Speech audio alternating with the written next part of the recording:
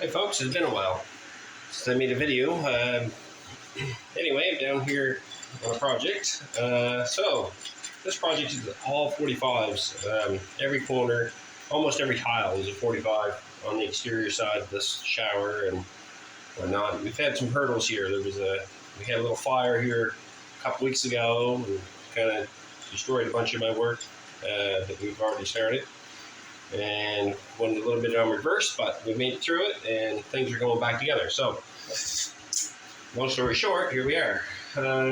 So I've taken and I've miter cut all these tiles on a 45, and what I'm trying to do here is get a bit of grout edge on the line right here, just a little grout edge. There's one done upstairs like this. I didn't do it.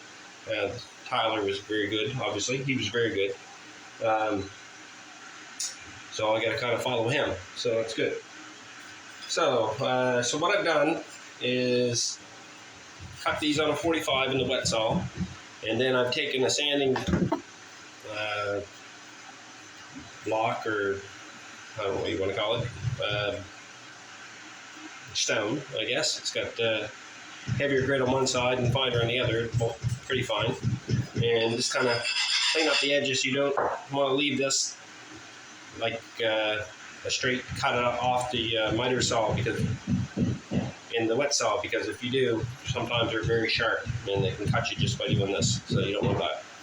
So anyway, so I'd already put some mortar on the walls, quite thick, because the wall's a little bit wavy, so we need to try to compensate for that.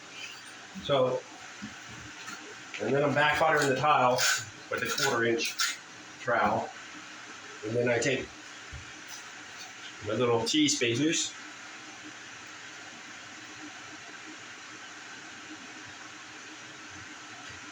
and I kind of apply. You can't see this in the, well, you can right down there. You can see the laser level shooting up the wall. But that's my line that I got to go with. And I've already pre-cut these tiles, so everything seems to be lining up all right at this point. And what I'm trying to do is keep the exact same distance off this tile all the way up. Give you a little close up here if you can't see that. So what you have,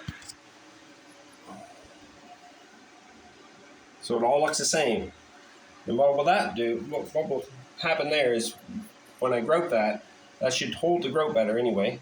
And nothing here is proud, so everything's kind of like this tile is set back just a slight bit from the finish of this one, and like those two tiles, you can't see that in my finger. Okay, yeah. So this tile is slightly back from this one, or this tile is slightly back from this one, and that allows that to be a grouted edge, and that'll soften the corner a little bit.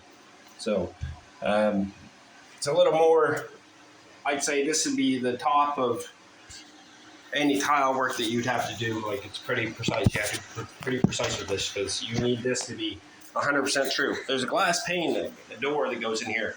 It's 24 inches wide with what the opening has to be by at the top to the bottom. There's 50 or 72 inches in height, so that has to be exactly what it is. Anything less than that, obviously the door is not going to fit. You can't shave tempered glass, as far as I know. I was told you couldn't, so I'm just going by that information. So can't do that, so we have to make sure that this is set up properly and 100% properly. Then I set a level on my jamb.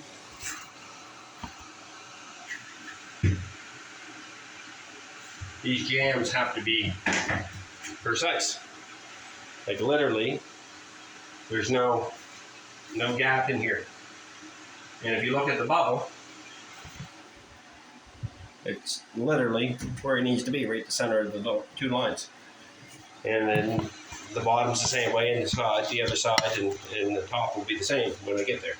So yeah, so this has to be very precise. It's not something that's going to happen in a very short time. This is actually a couple-day process to get through this door. Everything has to be set. I basically did the inside of the door jamb, the liner, one day, and then I came back and I started working on the 45s the other side. And of course, all the 45s were kind of had to be adjusted a little bit, and so there's a lot of work to get here. It's not just something that just cut and go, cut and go, cut and go.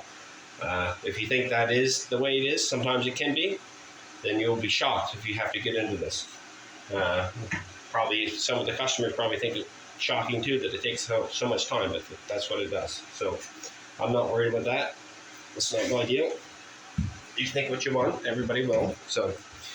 All right, so anyway, so yeah, basically that's to go for here. So today I'm trying to get to the top of the jamb on this side, and I'll get there. That should be no problem. Should be within a couple hours probably. I'll be there.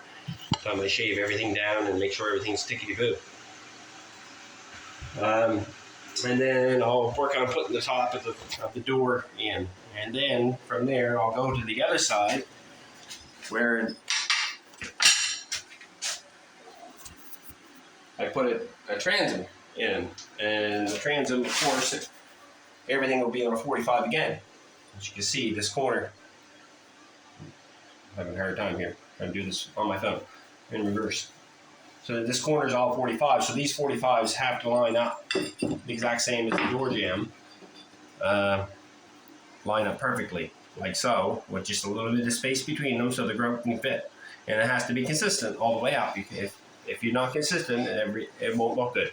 And then the same, when I get to the top here, this will be a shelf. So this will be tile on here, like a liner, the same as your trim in your window.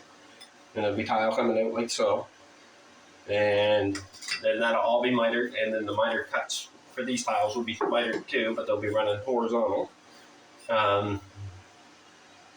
These tiles in here will run horizontal to match the grout line, so the grout line runs straight down and under the same as, and these ones here will run horizontal to match this way. So there'll be a long tile here basically, and a bunch of little stubbies here on both sides. So a couple stubbies. So that's how that's all going to work out. On the inside, it ran out flush. So basically my tile was flush with the whole with the wall. So this will all be grouted in, and I run these pretty tight. I did mortar between them, but you can't really tell just because of the glass and the shape of it. I run them pretty tight, so I try to keep the consistency with my grout line. I don't want that to be really wide up here and then have these little runs here thin. So I'm trying to keep that consistent. I might have to do a little bit of work here on the top of that niche. I look like I may have made a small boo-boo on that. I'm gonna check it out. I have some small little tricky tools that I can work with that. So but everything else is looking like it's pretty good. There'll be a light. It's going to be cut out in the ceiling there. I'll do that afterwards. No big deal there. That's nice and easy. So, like I said, this job has been going on. We don't usually get them going on like that, but we had like some issues. So, and I've been working with some other stuff. So, yeah. So that's how this is all going. So hopefully here this week we'll get some pretty good progress on this, and we can show you the end of it. That'll be this one, and then there's a hardwood floor out that we're going to take some waves out of the old shelf of the old floor. So if you can see up there in the kitchen where I laid the new heated floor tile, it's quite a bit higher. It's about 1.5 inches higher than the floor out in the dining room. We're going to pull that floor in the dining room, and we're going to plane them two floors together because there's a bump in the center of that dining room. So that'll help plane that all out, and it won't be even, but it'll be even to the floor it's adjacent to, but there'll be waves, unfortunately, but it'll match the old home, so it'll be fine.